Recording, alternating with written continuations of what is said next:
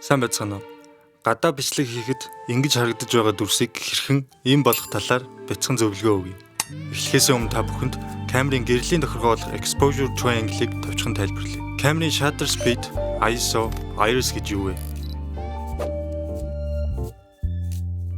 Shutter speed нь сенсорын урд байрладаг ба нээгдэж харагдаж сенсор руу хэр их гэрэл орохыг шийддэг. Энэ хэмжүүр нь 1 секундэд хэдэн удаа нээгдэж харагдаж байгаа тоог илэрхийлнэ. Харин хүний хардлагатай хамгийн ойрхон ба ихэнх тохиолдолд ашиглагддаг shutter speed нь FPS-ээ 2 дахин ихсэх юм. Жишээлбэл та бичлэгээ 24 FPS-ээр бичиж байгаа бол shutter speed 48 болох хэрэгтэй гэсэн үг.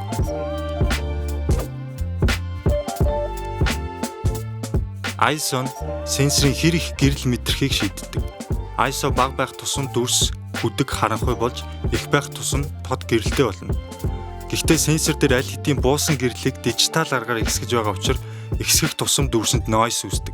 Харин бага байх тусам дүрс noise-гүй цэвэрхэн харагдана. Iris нь линз рүү орж байгаа гэрлийн хэмжүүр. Iris-а нээх тусам их гэрэл орж мөн фокусын орон зай жижиг болно. Харин хаах тусам бага гэрэл орж фокусын орон зай том болно.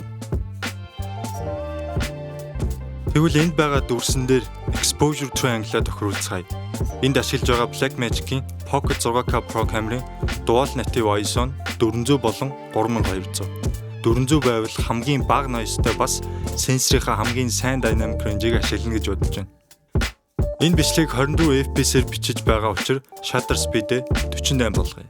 Sigma-гийн энэ ленз нь 1.8 хүртэл iris-а нээх боломжтой. Background-а аль болох фокусгүй байлгахыг хүсэж байгаа учраас iris-а 1.8 дээр тохируулъя. Гэхдээ ингэж тохируулахад гадаа маш их гэрэлтэй байгаа учраас яг энэ тохиолдолд бидэнд ND фильтр хэрэгтэй болж байна. ND фильтрийн дүрсэнд ямар нэгэн эффект өглөөгөөр зөвхөн гэрлийг багасгах үүрэгтэй. 6K Pro дотроо 2 стоп, 4 стоп, 6 стоп гэсэн 3 төрлийн ND фильтртэй.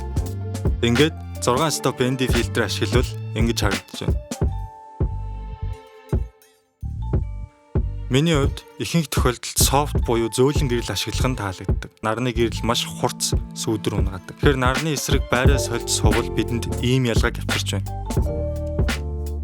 Иймэрхүү үед нарны гэрлийг ойлгол илүү дээр харагдана. Тэгэхээр ND фильтр болон софт гэрэл ашиглаад ийм дүрсийг ийм болголоо. Гадаа бичлэг хийхэд бага ч гэсэн хэрэгтэй зөвлөгөө өгсөн гэж найдаж байна. Баярлалаа.